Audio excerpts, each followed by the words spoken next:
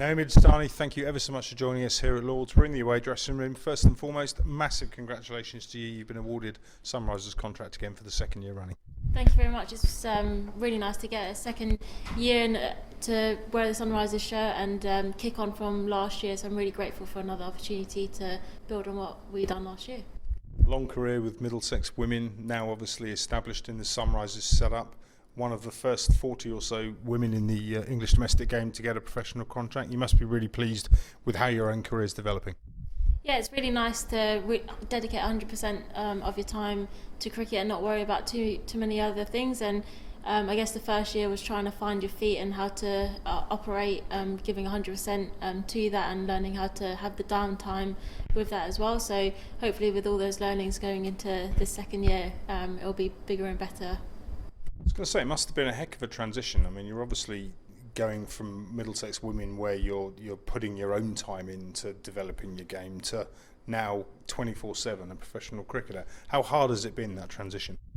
I think for me it's been quite difficult to switch off, I think, but I guess that's kind of why we love playing the game, and I think learning the skills to switch off and take the time away from the game has been really important for me, not just in the game but also outside life as well. So I'm really grateful that I have the support around me to do that and learn those skills in the best way possible.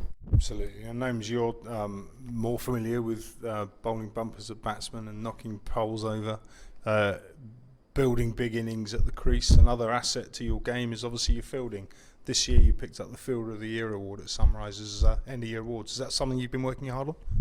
I think for a long time over the years, fielding is something I've always enjoyed doing. I love being part of the game, and especially when games are quite one-sided with the batter scoring loads of runs. Sometimes you have to make the difference in the field. So for me, it's always been quite exciting to throw myself around, dive around, and try and change the game where I can.